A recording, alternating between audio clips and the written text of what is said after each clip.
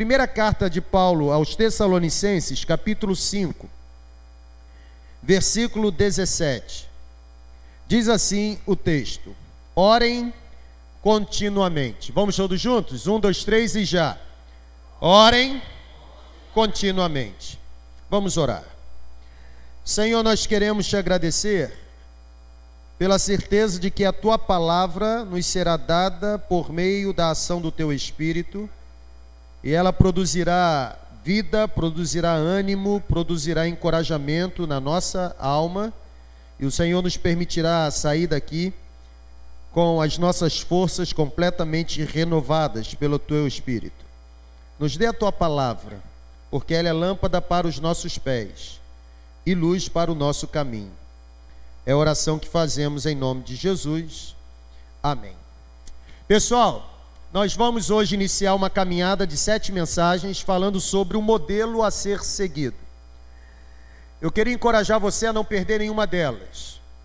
Nós vamos falar acerca de algumas características que eu e você devemos ter para que possamos influenciar positivamente pessoas a seguirem Jesus. Nós temos dito aqui na Terceira Igreja que essa é a nossa missão, é para isso que nós existimos.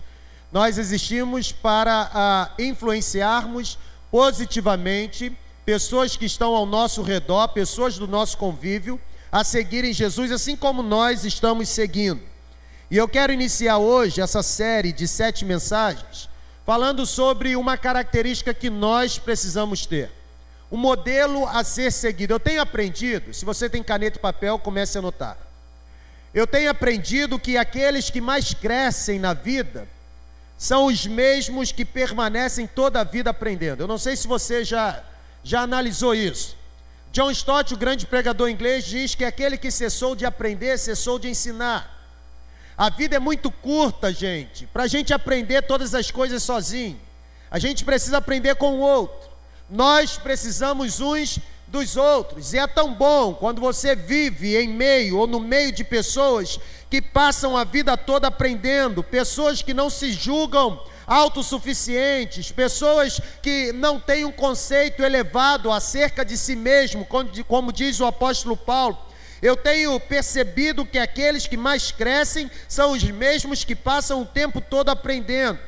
E viver o tempo todo aprendendo é permanecer o tempo todo perguntando para si mesmo o seguinte: como eu posso melhorar?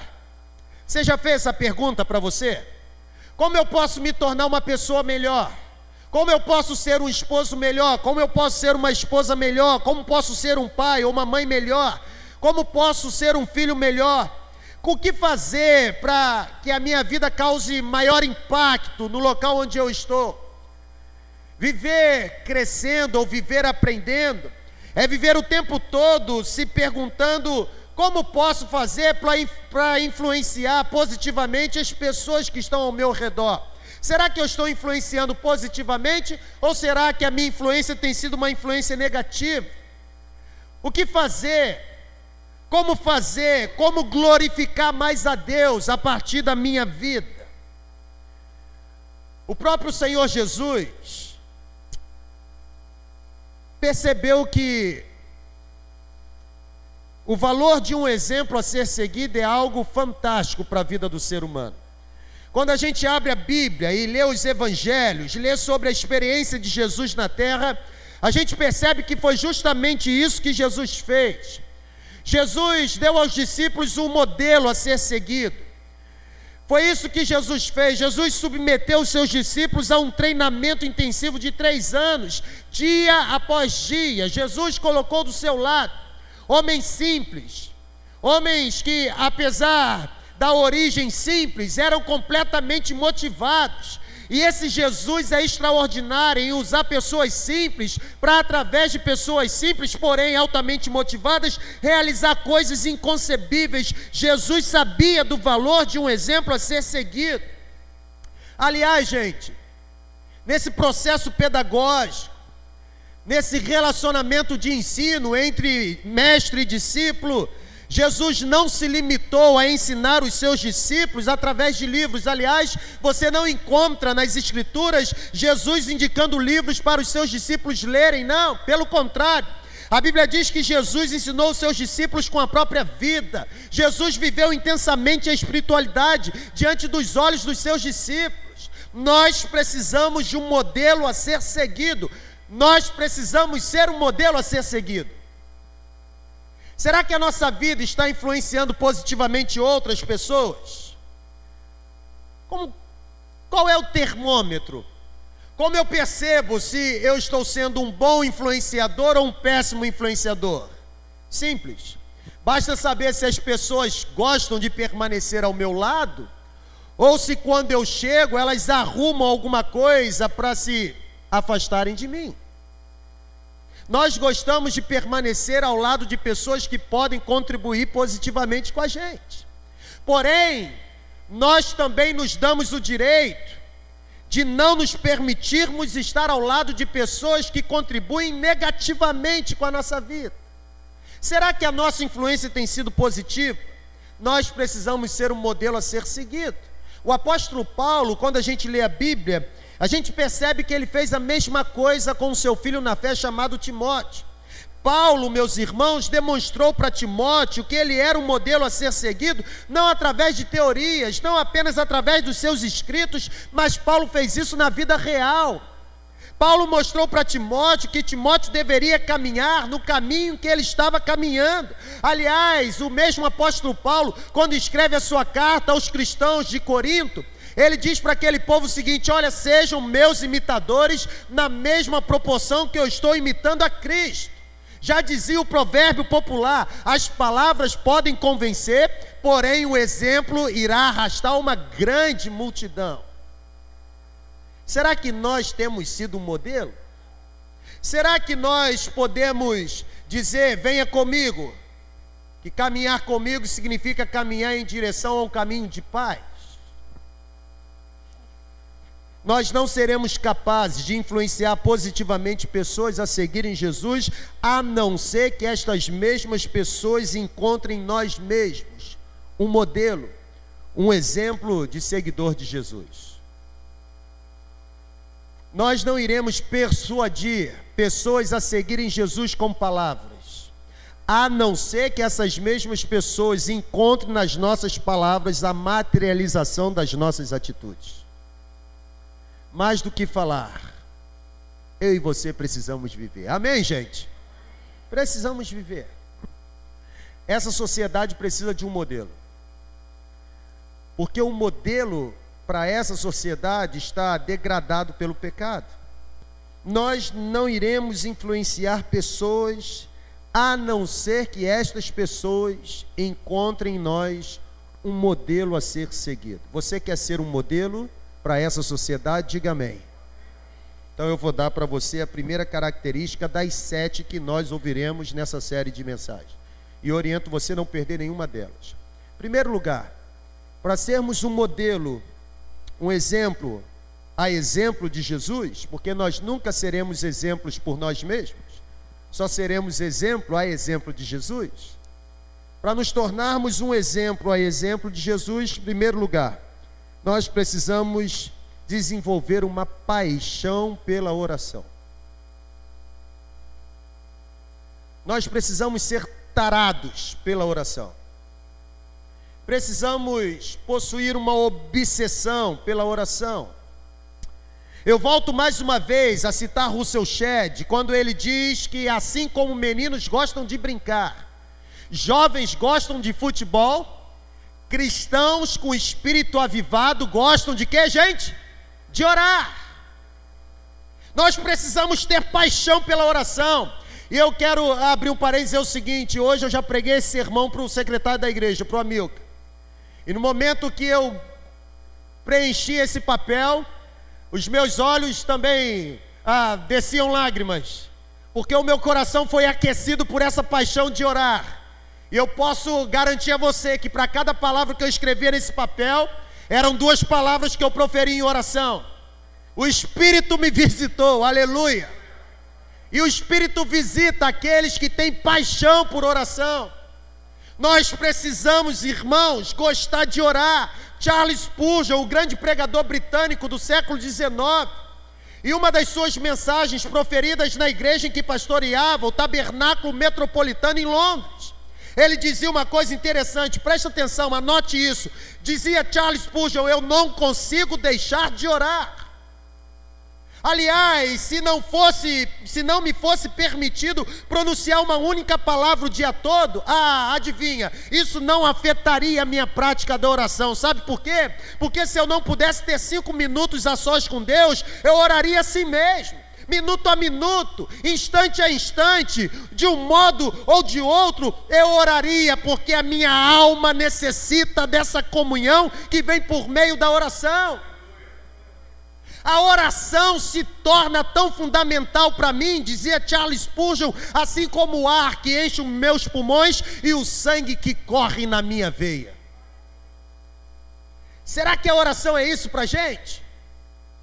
Será que é exemplo de Spurgeon? Será que a oração é tão primordial para mim e para você, como o ar que enche os nossos pulmões e como o sangue que corre nas nossas veias? Gente, como seria a nossa história? Como seria a nossa vida, Ciro, se entendêssemos ou se considerássemos a oração como algo tão natural quanto respirar? Quantos sofrimentos nós seríamos poupados de vivenciar se a oração fosse tão natural para mim e para você como o sangue que corre nas nossas veias? Eu tenho certeza de que se nós nos aproximássemos do Senhor, com persistência em oração, não tenha dúvida, nós passaríamos a conhecer mais do Senhor, como também passaríamos a conhecer mais sobre os caminhos do Senhor, e conhecendo os caminhos do Senhor, isso nos levaria a viver completamente os propósitos que o Senhor tem em seu coração para a nossa vida. Aprenda uma coisa, meu filho, olha para cá. A oração não é o mecanismo que traz Deus para o centro da minha vontade. Aliás, a oração não é o método pelo qual eu consigo moldar Deus ao padrão dos meus propósitos. Não, o processo é inverso. A oração é o caminho que me conforma, que me molda, que me leva a viver completamente os propósitos que Deus tem no coração dele para a minha vida. Você não descobrirá os mistérios que Deus tem para revelar para você, enquanto você não se aproximar de Deus com o coração rasgado em oração. E olha que coisa extraordinária. A Bíblia diz que todos aqueles que se aproximam de Deus com o coração rasgado, adivinha, encontra Deus. É isso que ele diz. Vocês irão invocar a mim, vocês irão orar a mim, e sabe o que vai acontecer? Eu vou ouvir vocês, vocês clamarão por mim, e eu responderei por vocês. Sabe por quê? Porque sou eu o Senhor, diz a Bíblia, Jeremias 29. Sou eu, Senhor, que conheço os planos que tenho acerca de vocês, e são planos de paz e não de mal, para dar a vocês um futuro que vocês desejam. Vocês me buscarão, e vocês me encontrarão, quando me buscarem de todo o coração. Você precisa buscar ao Senhor. Você está em dúvida de algumas coisas? Você não está entendendo a vontade de Deus? Sabe o que está causando ruído? Falta de oração.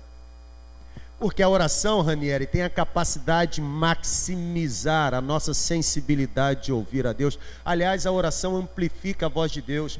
Sem oração,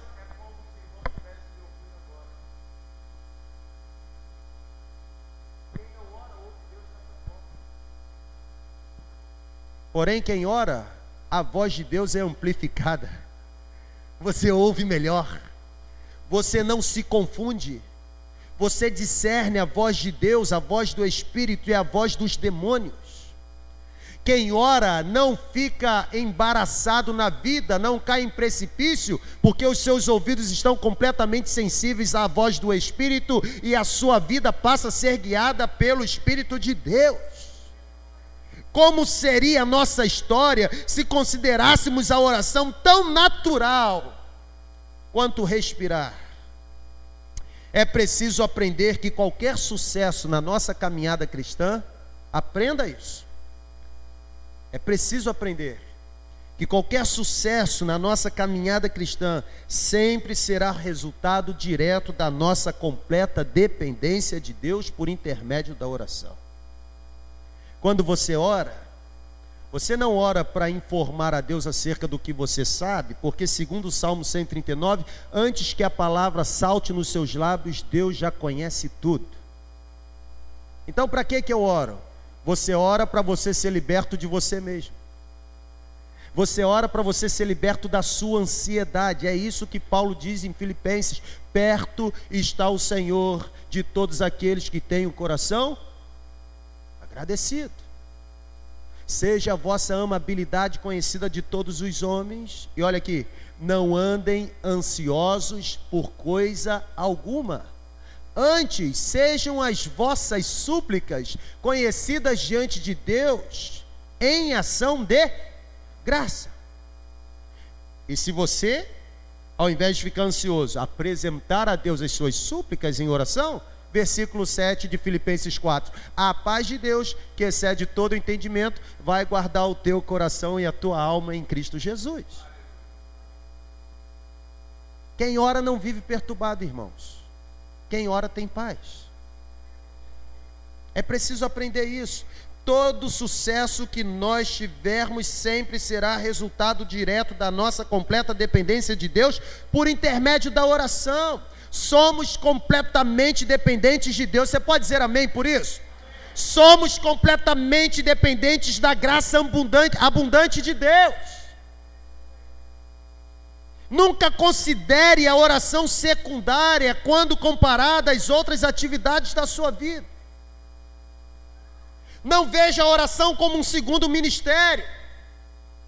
Sem dúvida, a oração é tão importante na vida de uma igreja quanto a propagação do evangelho. A gente precisa aprender que uma igreja que não ora fervorosamente pela obra que realiza é uma igreja que pode até pregar muito bem sobre o poder da palavra e sobre o poder do Espírito, mas nunca irá vivenciar incondicionalmente o poder da palavra e do Espírito. Igreja que não ora pode até pregar bem, mas não presencia aquilo que prega no seu meio. Está na hora da gente parar da abstração e ir para a concretização. Está na hora da gente parar de falar que Cristo salva, transforma, liberta, restaura e começar a ver essas restaurações acontecendo no seio da igreja. Pessoas semanalmente entram nesse santuário com a alma angustiada, com a alma marcada, com a alma cicatrizada, com a alma perturbada por alguns sofrimentos. E elas entram aqui não na esperança de ouvir uma palavra de alento, não. Elas entram aqui, muito mais do que ouvir uma palavra, elas entram na esperança de serem tocadas pelo poder da palavra. Sabe quando isso vai acontecer? Ou sabe em que tipo de igreja isso acontece? Igreja que ora fervorosamente. O que é orar fervorosamente, pastor? É fugir da tentação de fazer a força do pensamento positivo. Vamos orar, irmãos.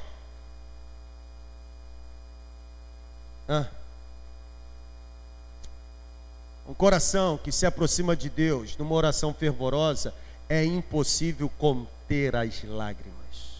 Nós precisamos aprender a chorar na presença de Deus. Eu queria que nós discutíssemos em ganhar vidas, assim como nós discutimos sobre tantas coisas voltadas na administração da igreja. Diz a história que certa vez um ministro da Austrália ou da Nova Zelândia, não me lembro bem, quando visitou o que hoje nós conhecemos como Tabernáculo de Brooklyn, fica no centro de Nova York, igreja do pastor Jim Cymbala, esposo da ministra de música Carol Cymbala. E lá Cymbala deu a palavra para ele, e ele olhou para aquela igreja e disse o seguinte, presta atenção nisso: pode-se dizer que uma igreja é famosa ou muito popular, observando o número de pessoas que vêm no domingo pela manhã na igreja. De acordo com aquele australiano, neozelandês, o número de pessoas que vêm no domingo pela manhã na igreja determina a popularidade de uma igreja. Mas ele diz que pode-se perceber que o pastor ou evangelista é famoso ou popular pelo número de pessoas que vão na igreja no domingo à noite. Então percebam, o número de pessoas que vêm no domingo pela manhã determina a popularidade daquela igreja. O número de pessoas que vêm no domingo à noite determina o quanto o pastor daquela igreja é popular. E aí ele termina o pensamento dele olhando para o tabernáculo de Brooklyn, dizendo o seguinte: quer saber o quanto Jesus é famoso numa igreja? Basta olhar para o número de pessoas que frequentam um culto de oração. Eu penso que esse mesmo silêncio que fez aqui, fez lá também. André Bonar escreveu em 1853 o seguinte: Deus gosta de ver seu povo, Deus gosta de encontrar o seu povo, reconhecendo o fato de que não há absolutamente nenhuma esperança a não ser na oração, e na oração está o poder da igreja contra o mundo. Nós precisamos orar. Você está aqui comigo? Diga amém. Para Spurgeon, oração é muito mais do que um simples pensamento. Aliás, orar para Spurgeon é muito mais do que simples palavras dirigidas aos céus. O que é orar? Spurgeon responde: orar é vivenciar um encontro íntimo com o Pai cuidadoso. Orar é ser protegido pelo todo-poderoso Deus do universo. Quando oramos, gente, não dobramos apenas os joelhos simplesmente para uma disciplina legalista. Quando oramos, não dobramos os joelhos apenas para cumprir um ritual religioso, não. Nós oramos porque nós cremos que ao transmitir a Deus as nossas necessidades, nós somos não somente ouvidos por Deus, mas somos socorridos por Deus. Os mesmos ouvidos que ouvem a nossa oração estão intimamente ligadas ao coração que pulsa por nós, às mãos que agem em nosso favor. Para nós, a oração sempre será a genuína, o verdadeiro canal de poder. Oração para mim e para você não é um farisaísmo, não é uma disciplina legalista, não. Oração para mim e para você é o canal divino de poder. Orar é entrar na casa do tesouro de Deus. Aleluia. Orar é se fartar de uma fonte inesgotável, nunca seca. Orar, gente, é ter os céus nos braços. Orar é sentir o corpo feito como o templo do Espírito Santo. Orar é lançar fora os nossos fardos pesados. Orar é nos desfazer das nossas enfermidades. Orar é estarmos completamente tomados de um vigor espiritual. Negligenciar a oração a sós com Deus é justamente o gafanhoto que devora a força de uma igreja. Nós precisamos orar. Gregory Friesel afirma em um dos seus livros que se a sua vida de oração é inconsistente e fraca, assim também será o seu relacionamento com Deus, inconsistente e fraco. A questão é que desenvolver essa paixão pela oração nos leva a enfrentar alguns desafios. Concordam comigo? Sim ou não? Desenvolver essa paixão pela oração nos leva a enfrentar alguns problemas, como por exemplo, conseguir reservar tempo para a oração em meio a uma agenda lotada que temos no dia a dia. Nós somos pressionados de todos os lados pelas obrigações do dia a dia, de modo que com frequência a oração acaba ficando em segundo, terceiro ou vários planos abaixo em nossa lista de prioridades. Steve Miller, citando Spurgeon, afirmou o seguinte, preste atenção: às vezes, eu e você pensamos estar ocupados demais para orar. Isso é um grande erro. Por que é um grande erro? Porque orar, gente, não é gastar tempo. Orar é poupar tempo. Extraordinário. Quem ora, poupa tempo. Se não temos tempo, precisamos criá-lo. Pois se Deus nos deu tempo para as coisas secundárias, também deve ter nos dado tempo para as coisas primárias, como, por exemplo, nos aproximarmos dele por meio da oração. Você só obterá sucesso nos compromissos que você terá durante o dia, se no início do dia você não se esquecer do seu compromisso com Deus através da oração.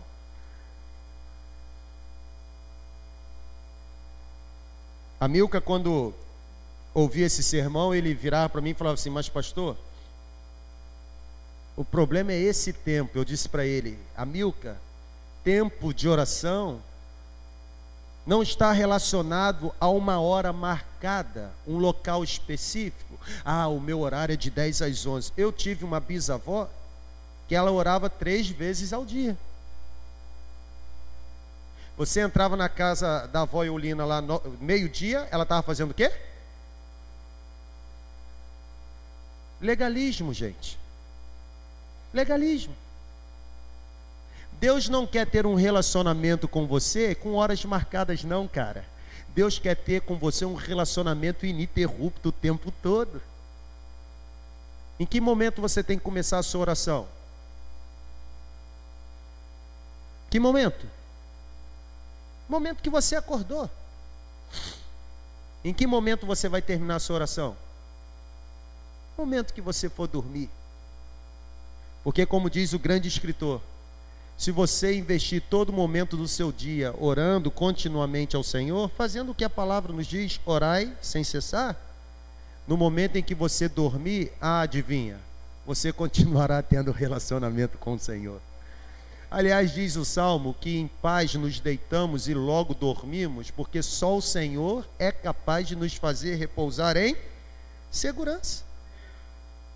O reformador Lutero certa vez disse o seguinte: eu tenho tantas coisas por fazer no dia de hoje, que eu não serei capaz de dar conta de tudo, ao menos que eu tenha pelo menos 3 horas em oração. O mesmo Gregory Friesel diz que se você não sabe administrar bem o seu tempo, o diabo se encarrega de administrá-lo por você. A oração deve ser sempre a prioridade máxima na nossa vida. Sai de casa orando. Pastor, mas eu dirijo. Não é pecado orar de olho aberto não, irmãos. Pode orar de olho aberto. Vai orando. Entra no seu escritório orando. Entre na sua empresa orando. Entre no seu consultório orando. Entre em qualquer lugar que você for orando. Ah, você vai atender alguém? Adivinha? Atenda orando. Se você atender orando, o diabo não terá brecha para usar pessoas do seu convívio no trabalho para tentar você. Voltou para casa? Adivinha? Volte orando. A oração deve ser sempre a prioridade máxima. Se investirmos tempo a sós com Deus, seguiremos o resto do dia em comunhão com o Senhor, minuto a minuto, hora após hora, o dia todo, viveremos um espírito de oração. Reservar tempo para orar antes de mais nada não é perda de tempo. Reservar tempo para orar antes de mais nada é uma economia de tempo. Por que eu digo isso?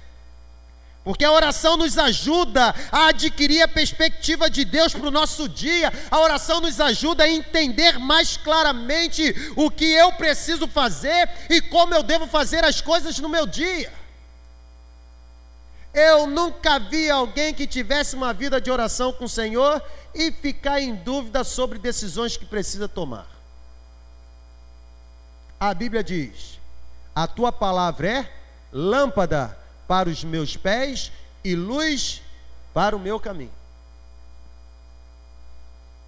Talvez você nesse momento esteja aqui e esteja dizendo assim: olha, eu entendo que eu preciso orar.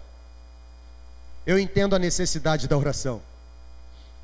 Olha, essa palavra está provocando em mim alguma coisa por dentro que está me impulsionando a sair daqui orando. Amanhã eu quero acordar orando. Amanhã eu quero viver o dia orando. Olha, a partir de hoje vai ser o divisor de águas na minha vida cristã. Eu vou priorizar a oração na minha vida. Talvez você esteja dizendo isso. Você até entenda que a oração é necessária. Você até conclui a necessidade de orar. Porém, você não sente vontade de orar. Quem aqui já viveu dias ou vivenciou dias em que não sentiu vontade de orar? Levante a mão. Agora, quem aqui já passou meses sem vontade de orar? Levante a mão. Não? Que bênção, porque eu já passei meses sabendo que eu deveria orar, mas sem ter força para orar. Talvez seja o seu caso nessa noite aqui. Não é vergonha isso não, viu, gente? Vergonha é ser como os hipócritas, representar uma personagem que nós não somos. Talvez esse seja o seu caso. Orar é importante, sim ou não? Então por que você não ora? Porque eu não tenho forças. Talvez esse seja o seu caso. Se esse é o seu caso, eu tenho uma palavra de Deus para a sua vida. Pode ser que você esteja vivendo o tempo em que lhe parece que a fonte espiritual secou. Talvez você esteja vivendo o tempo em que o desânimo prega para você que não vale a pena o esforço. Aliás, talvez você possa estar vivendo o tempo na sua vida em que a única expressão que brota nos seus lábios é: eu não estou com vontade de orar.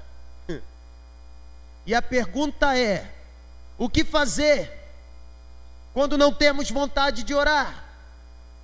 O que fazer quando eu não sinto vontade de orar?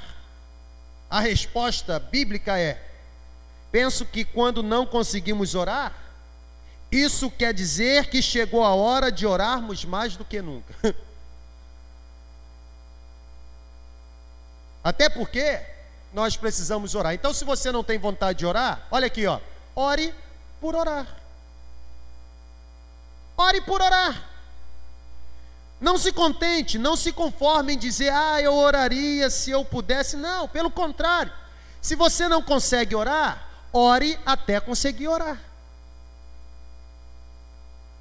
Simples assim. Já viu o processo de malhar o ferro no fogo? Quando o ferro já está muito quente, é uma coisa. Mas quando o ferro está frio, o que tem que ser feito? Tem que ir malhando ainda mais até ele se aquecer. Você está frio? Ore até o seu coração se aquecer. Aliás, uma boa sugestão para você. Comece orando assim: Senhor, eu quero te pedir que o Senhor me dê vontade para orar, porque eu não estou com vontade de orar. Seja sincero. Deus vai ouvir a sua oração. E uma chama há de arder dentro do seu coração. E aquilo que começou sem sentido terminará de forma extraordinária. Eu não sei se você já parou para analisar. Hoje nós temos na igreja 11 seminaristas. E seminarista é um bicho ruim. São exigentes, porque estão estudando, aí começam a ter a síndrome de achar que sabe mais do que todo mundo. Sabendo disso, eu nunca venho para cá despreparado. Eu não sei se você já observou o livro dos Salmos. Segundo a análise do Velho Testamento, o livro dos Salmos, 150 salmos que existem, se divide em 3 grandes livros, de acordo com a tradição judaica.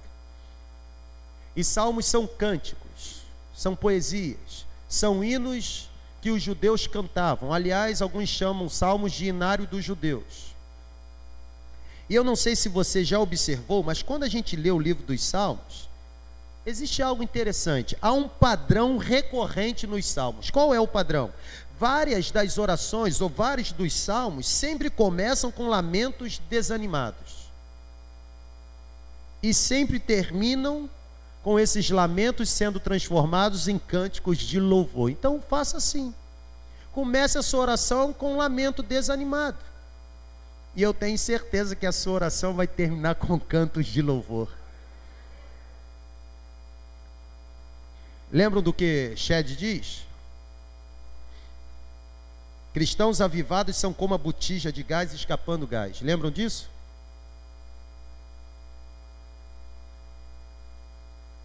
Passe com uma centelha, com uma faísca, perto de um botijão ou bujão que está escapando gás. O que vai acontecer com ele? Explodir. É a mesma coisa que acontece com quem ora.